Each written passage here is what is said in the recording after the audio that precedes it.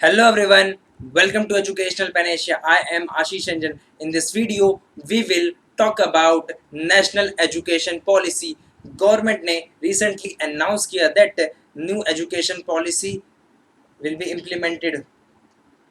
So this video is presented by me, Ashish Anjan, and you can follow us on various social media platforms such as Instagram, Facebook, Telegram and YouTube. Do follow us. बात करूँ मैं major reforms की, तो India get new national education policy after 34 years. 34 साल बाद हमें new national education policy मिली है। पहली एजुकेशन पॉलिसी कब आई थी? 1968 में आई थी और सेकंड आई थी 1986 में। देन ये 2020 में ये थर्ड नेशनल एजुकेशन पॉलिसी है हमारी। एक पैनल फॉर्म किया गया था अंडर द चेयरमैनशिप ऑफ के कस्तूरीरंगन, जो कि फॉर्मर इसरो चीफ हैं, और उन्होंने सबमिट किया एक draft and then nation wide consultation हुआ in which 2.5 lakh gram panchayat and general public and academicians were consulted. तो फाइनली हमारे सामने ये न्यू नेशनल एजुकेशन पॉलिसी आई। सो एक क्वेश्चन अराइज होता है, do we really needed new national education policy? So the answer is yes. Why I am saying so? Because see 21st century चल रही है, इसमें हमारी डिमांड्स अलग है, हमारी नीड्स अलग है। हम इकोनॉमिकली सुपर पावर बनना इकोनॉमिकली पावरफुल बनना चाहते हैं, सुपर पावर बनना चाहते हैं, globally global knowledge super power हम बनना चाहते हैं, और उसके लिए हमें क्वालिटी एजुकेशन चाहिए, उसमें इनोवेशन चाहिए और रिसर्च की ज़रूरत है। तो इन सब चीज़ों को फुलफिल करने के लिए, और हमारे यूथ जो है उनकी एस्पिरेशंस अलग अलग है, और जैसे कि मैंने बताया डिमांड्स भी अलग है, हमारी नीड्स भी अलग है। तो इन सबको फुलफिल करने के लिए definitely a new education policy is needed. एक चीज़ क्लियर कर दूं मैं एजुकेशन के बारे में, एजुकेशन जो है कॉन्करेंट लिस्ट में है। भारत के संविधान में ये कॉन्करेंट लिस्ट में, इंडियन कॉन्स्टिट्यूशन में। Now what is concurrent list? See, in the 7th schedule of the constitution there are 3 lists.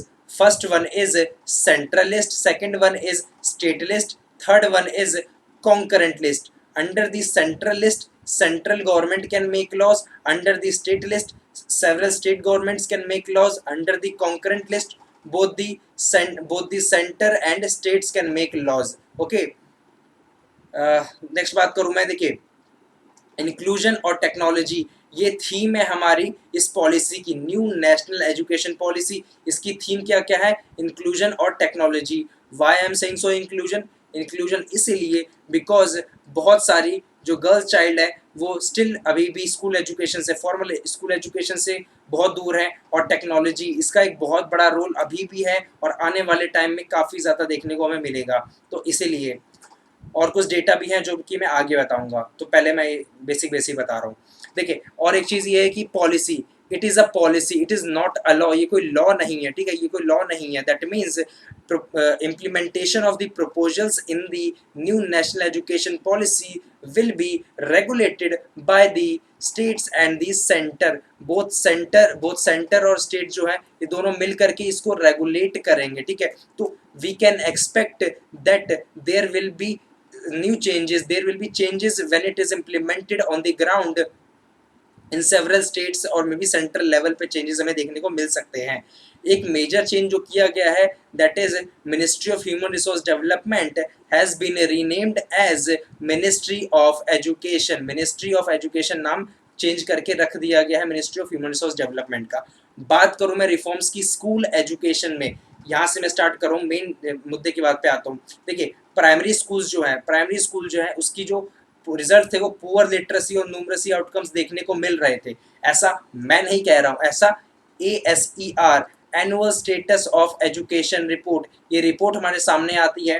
तो इसमें और कई सारे डेटा और फैक्ट्स हमें देखने को मिलते हैं अलग अलग रिसर्च के, लेकिन मैं स्पेशली इसकी बात करूँ तो इसमें पता चलता है कि students of 5th class were not able to solve the basic numeracy and mathematical questions of even 2nd और 3rd क्लास नहीं कर पाता था, और रीडिंग स्किल में भी काफ़ी दिक्कत होती थी। वैसे ही 7th या 8th क्लास का स्टूडेंट्स की भी बात करूँ तो वो सॉल्व नहीं कर पाता है 5th या 6th क्लास के मैथमेटिक्स के क्वेश्चंस, और या फिर रीडिंग स्किल और साइंटिफिक स्किल जो उतनी होनी थोड़ी बहुत भी होनी चाहिए वो भी नहीं देखने को मिलती है। तो प्राइमरी स्कूल की जो क्वालिटी ऑफ एजुकेशन थे उसके ऊपर काफ़ी डाउट था और वो स्टेडली फॉल कर रही है काफ़ी टाइम से। तो इसीलिए हमें न्यू नेशनल एजुकेशन पॉलिसी की भी ज़रूरत थी। ड्रॉप आउट लेवल का एक रिपोर्ट के according 2000 if I am not wrong 2011 से 2018 आई गेस इसमें 2 करोड़ लोग बच्चे जो हैं आउट ऑफ स्कूल से ड्रॉप आउट हो गए because of other reasons, because of several reasons. I mean reason can be ये सोशल रीज़न हो सकता है, फॉर एग्जांपल इकोनॉमिक रीज़न होता है, इकोनॉमिकली कंडीशन अच्छी नहीं हो, सोशली नहीं रीज़न उनकी कंडीशन सही हो, कास्ट बैरियर्स हो सकते हैं, तो काफ़ी सारी चीज़ें देखने को मिलती थी।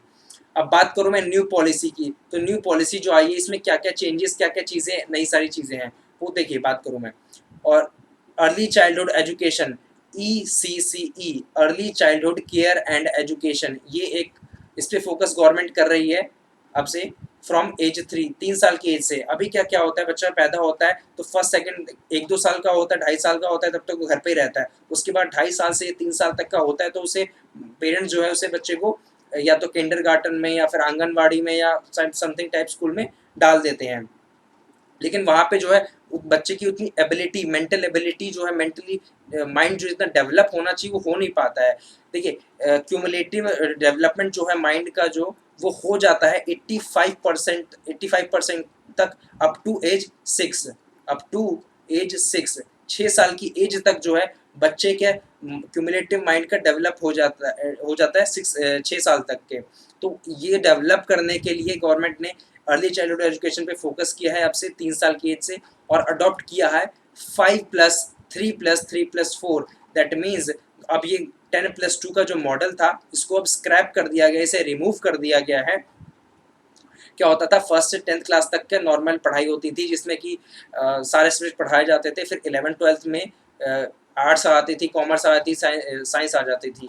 तो इसको अब रिमूव कर दिया गया, अब इसे रिमूव कर दिया गया है और 5+3+3+4 का स्ट्रक्चर एक फ्रेम किया गया है जिसमें कि 5 का मतलब है 3 साल का प्री स्कूल होगा और क्लास 1-2 ये इंटीग्रेट कर दिया गया है।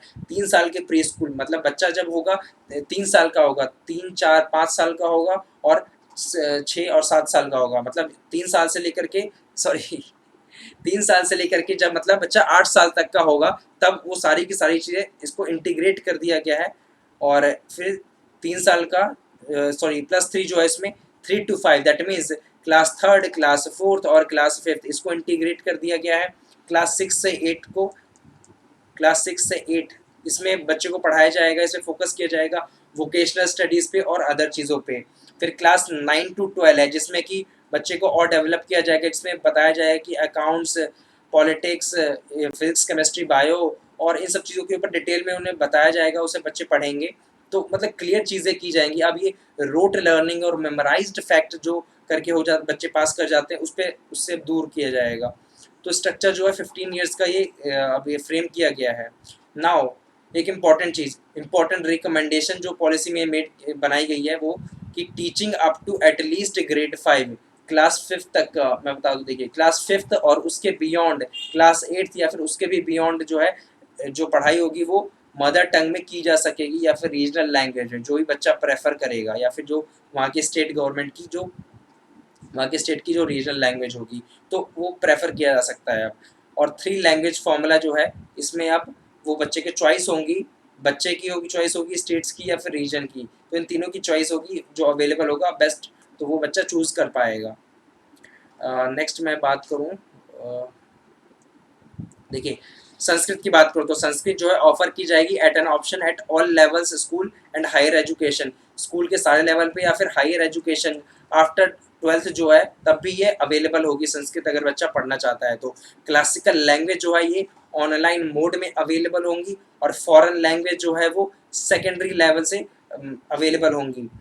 मिशन एक मिशन इंश्योर किया गया है फाउंडेशनल लिटरेसी एंड न्यूमरेसी के लिए, जैसे कि मैंने बताया 5th क्लास का बच्चा जो है वो 2nd 3rd की क्लास की मैथमेटिकल क्वेश्चंस नहीं सॉल्व कर पाता या रीडिंग स्किल में उसे प्रॉब्लम होती है, तो उसे इंश्योर करने के लिए फाउंडेशनल लिटरेसी और न्यूमरेसी पे गवर्नमेंट ने एक मिशन सोचा हुआ है। और एक फ्री ब्रेकफास्ट का गवर्नमेंट ने अनाउंस किया जिसमें कि सिर्फ गवर्नमेंट स्कूल में मतलब कि फ्री ब्रेकफास्ट दिया जाएगा apart from mid day meal scheme में जो लंच मिलता है, तो उसके अपार्ट फ्रॉम ये फ्री ब्रेकफास्ट दिया जाएगा ताकि उनके न्यूट्रिशन पे ध्यान दिया जा सके।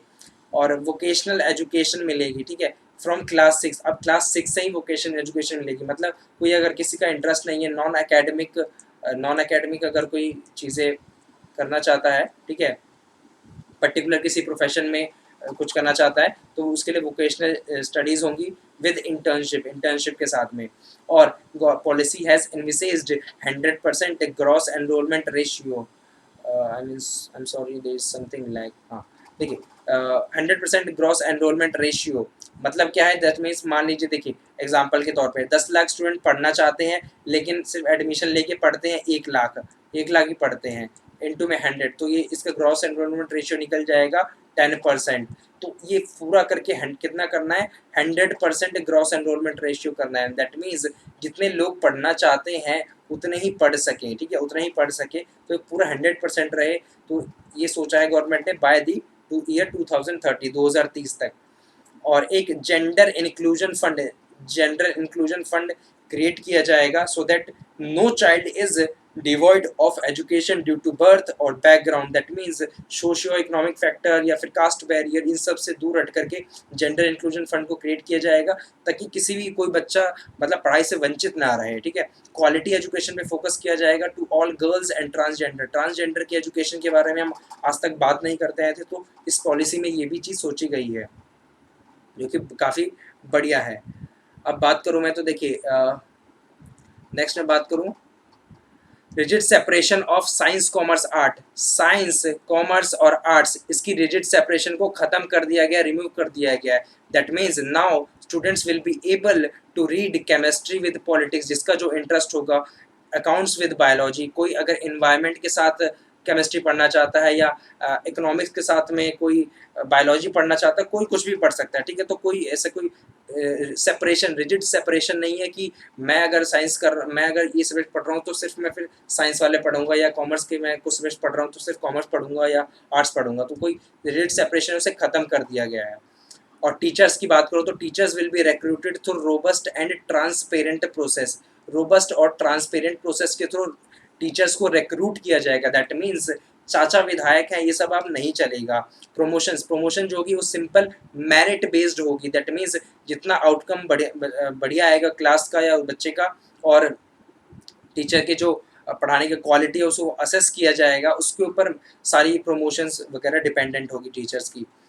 तो टू टेस्ट कोर कॉम्पिटेंसी को टेस्ट करने के लिए बच्चे की रेदर देन रोट लर्निंग, क्या होता है कि हम रट्टाफिकेशन करवाया जाता है स्कूल में, या बताया जाता है कि बेटा ये क्वेश्चन कर लो, ये चैप्टर्स कर लो, ये इंपॉर्टेंट है, इनसे क्वेश्चन आएंगे, या फिर ये कुछ फैक्ट्स हैं सिंपल मेमोराइज कर लिए जाते हैं बच्चे के द्वारा, ठीक है, तो और रिजल्ट आ जाता है। तो इन सब से दूर रहने के लिए टू टेस्ट कोर कॉम्पिटेंसी, तो और क्लास 10th और 12th बोर्ड को क्या है उसे ईजियर कर दिया गया। दैट मीन्स अब स्टूडेंट जो है वो एबल होंगे कि वो एग्ज़ाम 2 बार दे सकते हैं। यस, यू हर्ड राइट, कि आप 2 बार एग्ज़ाम दे सकेंगे बच्चे, और एग्ज़ाम हो सकता है मे बी ऑब्जेक्टिव और डिस्क्रिप्टिव दोनों में अवेलेबल हो सकता है, ठीक है। नेक्स्ट बात करूँ मैं रिफॉर्म्स इन हायर एजुकेशन। देखिए हायर एजुकेशन की बहुत बड़ी यहाँ चेंजेस किया गया है। यूजी एजुकेशन, अंडर ग्रेजुएट जो बच्चे पढ़ते हैं उसे हॉलिस्टिक और मल्टी डिसिप्लिनरी बनाने के लिए, दैट मीन्स कोई रिजिड सेपरेशन जैसे मैंने बताया तो वो अब नहीं रहेगा। और 4 इयर्स का बैचलर्स विद रिसर्च डिग्री, ये एक नया चीज़ इंट्रोड्यूस की गई है, with multiple exit option. That means ये मैंने एग्जांपल दे रखा है यहाँ पे। दैट मीन मान लीजिए कोई अगर यूजी में एडमिशन लेता है, ठीक है, और वो 1 साल ही पढ़ पाता है और उसे छोड़नी पड़ती है पढ़ाई, या फिर उसका मन नहीं है या बिकॉज ऑफ एनी रीज़न 1 साल पढ़ता है, तो उसे क्या होगा, सर्टिफिकेट मिल जाएगा। ऐसा नहीं होगा कि 1 साल पढ़ लिया तो और कंप्लीट नहीं किया तो कुछ भी नहीं होगा। 1 साल पढ़ता है तो सर्टिफिकेट ज़रूर मिलेगा, 2 साल करता है तो उसे एडवांस डिप्लोमा मिलेगा, 3 साल करता है तो पूरा उसे बैचलर डिग्री मिलेगी, 4 ईयर करता है तो बैचलर डिग्री विद रिसर्च ये उसे मिलेगा। तो एक नया चीज़ आया है। और इंटीग्रेटेड 5 इयर्स का, if I am not wrong 5 years का बीए मतलब सॉरी बैचलर्स और मास्टर्स का आया है, ये भी है। और इसमें एक एकेडमिक बैंक ऑफ क्रेडिट जो है इसे सेटअप किया जाएगा टू ट्रांसफ़र बिटवीन इंस्टीट्यूशन, मतलब मान लीजिए किसी एक स्टेट में किसी बच्चे ने किसी इंस्टीट्यूशन में एडमिशन लिया, वहाँ पे थोड़ी पढ़ाई कर ली, लेकिन उसे अब अदर स्टेट्स में शिफ्ट होना है या फिर वापस जाना है बिकॉज ऑफ एनी रीज़न। तो जितना भी वहाँ पे उसने मतलब डिग्री के अंदर जितनी भी उसने स्टडीज़ की है, तो जितने भी ग्रेड्स उसे मिले हैं, जितने भी क्वालिटी उसने एजुकेशन में मतलब उसे मिली है, तो वो सारी चीज़ें क्या होगा इसमें स्टोर रहेंगी एकेडमिक बैंक ऑफ क्रेडिट का, और ये ट्रांसफ़र किया जा सके बिटवीन इंस्टीट्यूशन की। ऐसा ना हो कि उस बच्चे ने वहाँ पे कुछ भी पढ़ाई नहीं की थी, मतलब वो पेश न कर पाया अपने आप को, मतलब ठीक है। एक है कि MPhil degree is being scrapped, that means now students will not be able to study masters in philosophy from now onwards. इसको स्क्रैप कर दिया, बट जो एग्जिस्टिंग स्टूडेंट्स है they will be able to complete, उन्हें free है, वो पूरा complete कर सकते हैं। कॉलेज एफिलिएशन सिस्टम की बात करूँ तो उसे रिमूव कर दिया गया है, उसे रिमूव कर दिया जाएगा इन द नेक्स्ट 15 ईयर्स, आने वाले 15 साल में, so that every college develops into either N autonomous degree. अभी जो है कॉलेज एफिलिएट बात करूँ मैं तो 45,000 अबाउट एफिलिएटेड कॉलेज है इंडिया के अंदर, तो वो ऑटोनॉमस डिग्री इंस्टीट्यूशन उन्हें मिल जाएगी, वो ग्रांट कर सकेंगे, तो नेक्स्ट 15 ईयर्स में कर दिया जाएगा वो। बात करूँ मैं ग्रॉस एनरोलमेंट रेशियो की, तो हायर एजुकेशन में ग्रॉस एनरोलमेंट रेशियो 50% का गवर्नमेंट ने सोचा है with the by the year 2035 with an additional 3.5 crore new seats. नई सीट्स ये क्रिएट की जाएंगी 3.5 करोड़, और ग्रॉस एनरोलमेंट रेशियो को 50% तक ले जाया जाएगा। Currently it stands at about 27%, ठीक है। Several reasons such as aspirational districts वो होते हैं जो कि अंडर डेवलप्ड होते हैं, और बिकॉज ऑफ और जहाँ के स्टूडेंट जो है वो फेस कर रहे होते हैं economic social and caste barriers जहाँ पे होती है, तो उस एस्पिरेशनल डिस्ट्रिक्ट और उन सारे प्लेसेस को रीजन्स को डेजिग्नेट किया जाएगा as special education zone, special education zone किया जाएगा, और स्पेशली उन्हें तरीके से ट्रीट किया जाएगा, उनमें काफ़ी फोकस रहने वाला है गवर्नमेंट का। और कॉमन एंटायर सेक्टर, जितने भी एजुकेशन सेक्टर है, इसे पूरा ओवरसी करने के लिए, रेगुलेट करने के लिए कॉमन हायर एजुकेशन रेगुलेटर, एक common higher education commission of India bill को अभी ये ड्राफ्ट स्टेज में है। Higher education commission of India bill ये ड्राफ्ट स्टेज में है, ये प्रिपेयर किया जा रहा है। Except legal and medical education, पूरा एंटायर सेक्टर जो है उसे रेगुलेट किया जाएगा, ठीक है। और फ्रेमवर्क एक प्रिपेयर सेटअप किया जाएगा to for fee fixation for both public and private player. Fee fixation, fee एक बहुत बड़ा रोल होता है, मतलब प्राइवेट इंस्टीट्यूशन में एडमिशन लेने के लिए, तो उसे रेगुलेट करने के लिए government higher education commission of India bill अभी इस पर ड्राफ्ट बन रहा है, और ये काफ़ी मतलब बहुत जल्द हमारे सामने आ जाएगा। टॉप फॉरेन यूनिवर्सिटी की बात करो तो ये they will be allowed to set up campuses को ये सेटअप करने के लिए अलाउड की जाएंगी, बट एक कंसर्न है कि अल्टीमेट जो इनका एम होता है वो प्रॉफिट मैक्सिमाइजेशन होता है, तो गवर्नमेंट इसको किस तरीके से आगे रेगुलेट करती है वो देखने वाली बात होगी, ठीक है।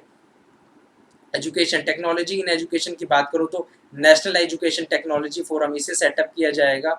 नेशनल एजुकेशन टेक्नोलॉजी फोरम एक ऑटोनॉमस बॉडी क्रिएट की जाएगी, तो जिससे कि टेक्नोलॉजी के कई सारे आइडियाज़ को एक्सचेंज किया जा सके, टेक्नोलॉजी का आगे आने वाले टाइम में और बेहतर तरीके से कैसे यूज़ किया जा सकता है, या फिर लर्निंग को इन्हेंस करने के लिए, असेस करने के लिए, स्टूडेंट्स को प्लानिंग एंड एडमिनिस्ट्रेशन के लिए, तो ये नेशनल एजुकेशन टेक्नोलॉजी फोरम को क्रिएट किया जाएगा।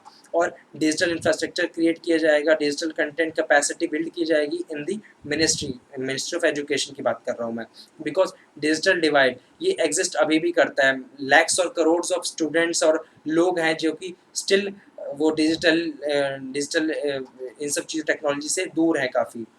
टीचर एजुकेशन की बात करूँ मैं तो देखिए मिनिमम क्वालिफिकेशन जो रखी गई है 4 ईयर की बीएड डिग्री रखी गई है बाय द ईयर 2030, मतलब बाय द ईयर 2030 4 साल की बीएड हो जाएगी। अभी ये करंटली ये 3 साल की है, ठीक है। नेक्स्ट इसमें पॉइंट की बात करूँ मैं, देखिए टाइमलाइन जो है जितने भी ये चीज़ें इसमें प्रपोजल्स रखे गए हैं उसकी टाइमलाइन क्या है, बाय द ईयर 2040 गवर्नमेंट ने सोचा है कि इन सब चीज़ों को इम्प्लीमेंट कर दिया जाएगा, बिकॉज पूरा एक ओवरहॉल करना है एक एजुकेशन सिस्टम है, तो इट विल टेक टाइम, इसलिए 2040 तक का टाइम रखा गया है, ठीक है। कुछ प्रपोजल्स जो है लेकिन वो इम्प्लीमेंट हो जाएंगे इमीडिएटली, ऐसा नहीं है कि सारी चीज़ें 2040 में होंगी, बहुत सारे प्रपोजल बहुत सारी चीज़ें जो है वो करंटली अभी इम्प्लीमेंट हो जाएगी इमीडिएटली। जैसे कि नेशनल टेस्टिंग एजेंसी एनटीए जो है वो कॉमन एंट्रेंस टेस्ट करवाएगी, सीईटी कॉमन एंट्रेंस टेस्ट करवाएगी इसी 2020 में फॉर जो कि यूज़ किया जाएगा for all students institutes in institutes of eminence और central university, institutes of eminence में और सेंट्रल यूनिवर्सिटी में एडमिशन्स के लिए इसे यूज़ किया जाएगा सीईटी के स्कोर को। तो नेशनल टेस्टिंग एजेंसी उसे कंडक्ट करवाएगी। न्यू एडमिशन्स लिए for MPhil will not be accepted, अब एक्सेप्ट नहीं किया जैसे कि मैंने बताया, लेकिन जो अभी से कर रहे हैं वो रेगुलर अपनी कंप्लीट कर सकते हैं, मतलब वो पूरी पूरी अपनी डिग्री कंप्लीट कर सकते हैं मास्टर्स इन फिलोसफी की, लेकिन जो न्यू स्टूडेंट्स हैं they will not be able to study MPhil. Difficulties की बात करो तो देखिए लीगल चैलेंजेस, जितने कई सारे प्रपोजल्स हैं उनसे अगर इम्प्लीमेंट करना है तो उस कई सारे चेंजेस लेके आने पड़ेंगे। I am sorry there is technical lag. हाँ, लीगल चेंजेस लाने पड़ेंगे, ठीक है, कई सारे। HECI higher education commission of India bill जो है वो स्टिल इन ड्राफ्ट स्टेज है, तो कब सामने आता है वो भी देखने वाली बात होगी। फ्री ब्रेकफास्ट की बात करूँ मैं, नेक्स्ट ईयर से वो इम्प्लीमेंट होगा, वो अभी से इम्प्लीमेंट नहीं होने वाला है।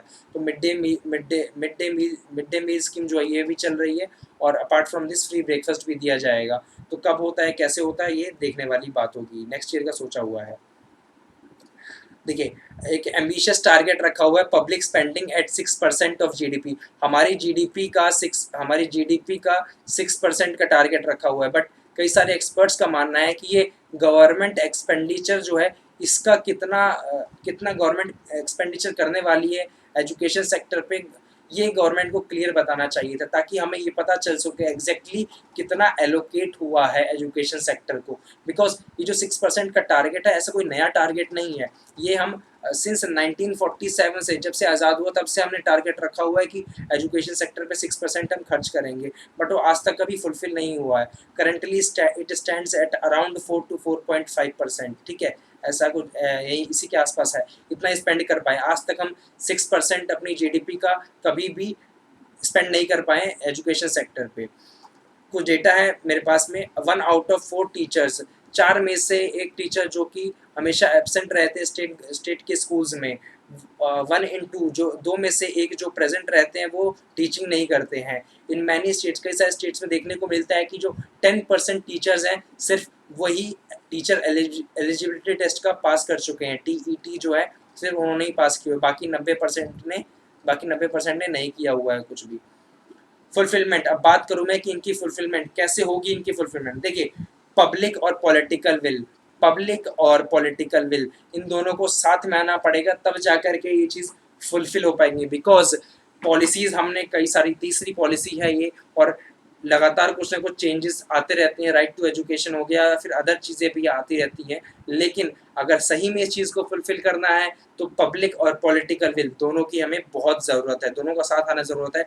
मुझे, आपको, हम सबको साथ आना ज़रूरत है। अपने सोसाइटी में अपने बच्चों को, अपने सिबलिंग्स को समझाना पड़ेगा, ये सब चीज़ें बतानी पड़ेंगी कि ऐसे आने वाले टाइम में ये सारी चीज़ें हैं। बिकॉज टेक्नोलॉजिकल चेंजेस बहुत आने वाले हैं, एडवांसमेंट काफ़ी ज़्यादा देखने को मिली है और आने वाले टाइम में देखने को मिलेगी। Artificial intelligence, data mining, cloud computing, robotics, machine learning and other things, ये सारी चीज़ें आने वाली है, ये फ्यूचर है हमारा, ठीक है। तो काफ़ी सारी चेंजेस आने वाली, तो सोसाइटी में मुझे, आपको, हम सबको अवेयर रहना पड़ेगा इन सब चीज़ों से। अपने बच्चों को क्या कहते हैं, अपने सिबलिंग्स को इन सब चीज़ों को बताना पड़ेगा, अपने रिलेटिव्स के बच्चों को, इंस्टेड ऑफ ताने मारने की मेरे बच्चे के इतने नंबर आए हैं, मेरे भाई बहन के इतने नंबर आए हैं। तो ये सब ताने मारने से थोड़ा सा अबव जाना पड़ेगा हमें। और फाइनली मैं कोट के साथ इसको वीडियो को एंड करना चाहूँगा। एल्बर्ट आइंस्टाइन की एक बात, education is not the learning of facts, it is not merely a learning of facts. सिर्फ फैक्ट्स लर्न कर लेना is not education, it is the training of the mind. कैसा आप माइंड को ट्रेन करते हो, कैसा आप माइंड को डेवलप करते हो, कैसे क्रिटिकली थिंक करते हो, तो दैट इज़ एजुकेशन, ठीक है। With this it's a wrap, मिलता हूँ नेक्स्ट लेक्चर में। Till then take care, bye bye, and yes don't forget to let me show you, don't forget to follow us on various platforms such as Instagram, Facebook, Telegram, YouTube, और Twitter पे भी है, इसकी email है वो मैं description में डाल दूंगा, ठीक है। तो मिलता हूँ नेक्स्ट लेक्चर में। Till then take care, bye bye, thank you so much.